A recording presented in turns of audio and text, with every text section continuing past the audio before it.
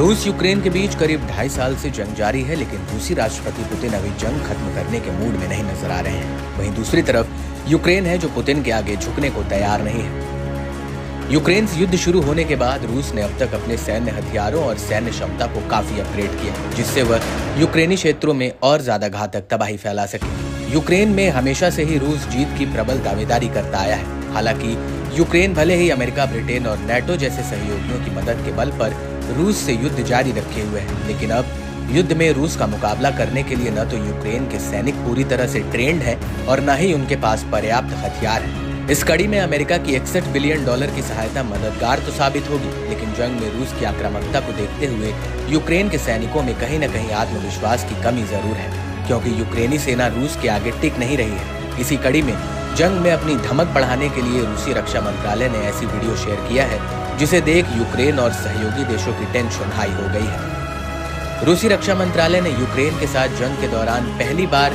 Fab 3000 gliding bomb का video share किया है, जिसमें देखा जा सकता है कि बम को रूसी वायुसेना ने सुखोई Su-34 जेट से एक यूक्रेनी शहर पर गिराया और ऐसा दावा किया जा रहा है कि वेस्टर्न एयर डिफेंस सिस्टम भी इन नए हथियारों के खिलाफ बेकार है। दरअसल रूस के एक Su-34 बम वर्षक पायलट ने इस बात का दावा किया है। इसके साथ ही रूसी रक्षा मंत्रालय ने इस बात पर जोर दिया है कि फैब 3000 में ऐसी लड़ाकू शक्ति है जिसे नजरअंदाज नहीं किया जा सकता। बता दें कि फैब 3000 सोवियत काल का एक पुराना बम है, जिसे रूस ने नए गाइडेड सिस्टम के साथ आधुनिक बना दिया है, जिससे काफी दूर से सटीक हमला करना संभव हो गया है। रूस अब इस बम का इस्तेमाल यूक्रेन में धड़ल्ले से कर रहा है और ये बम जहाँ गिरता है वहाँ सिर्फ राख ही बचती है। चलिए अब आपको बताते हैं कि पश्चिमी खेमे में रूस के इस हथियार से खलबली क्यों मच गई है। फैब 3000 बम में नया गाइडेड सिस्टम लगाया गया है। ये पुराने बमों की तरह सीधे नहीं गिरता है, बल्कि हवा में तैरते हुए टारगेट की तरफ बढ़ता है। इसमें नया unified module of planning and correction लगाया गया है, जो कि एक नेविगेशन सिस्टम वाला पंख है और ये बम को हवा में दिशा और गति देता है। इसे काफी दूर से सटीक हमले किए जा सकते हैं। फैब 3000 ग्लाइड बम 50 से 60 किलोमीटर की दूरी से लक्ष्यों को भेद सकता है।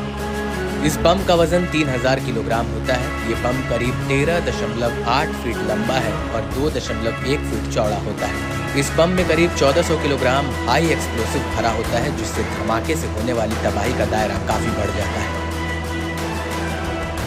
इस बम की एक खास बात है कि ये किसी भी इमारत, किला या बख्तरबंद इलाके को मिट्टी में मिला सकता है।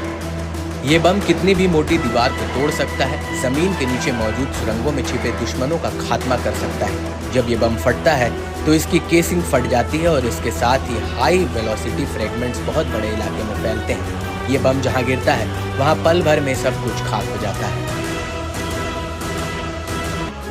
रूस के इस घातक हथियार के इस्तेमाल के बाद अमेरिका की टेंशन बढ़नी तय है। ऐसे में यूक्रेन को हर तरह से मदद करने वाला अमेरिका अब ज़ेलेंस्की के लिए कौन सी ऐसी तिकड़म लगाएगा जिससे वो इन घातक रूसी बमों से अपने देश की रक्षा कर सकेंगे। इस जंग में हथियारों ने काफी अहम रोल अदा किया है, क्योंकि ये आधुनिक हथियार ही थे जिसने यूक्रेन को इतने लंबे समय तक रूस के सामने जमाए रखा। लेकिन जैसे जैसे जंग आगे बढ़ रही है, रूस अपने हथियारों को अपग्रेड कर रहा है। ऐसे में ये देखना दिलचस्प रहेगा कि रूस के खिलाफ यूक्रेन के लिए अब पश्चिमी खेमा कौन सी नई चाल चलेगा।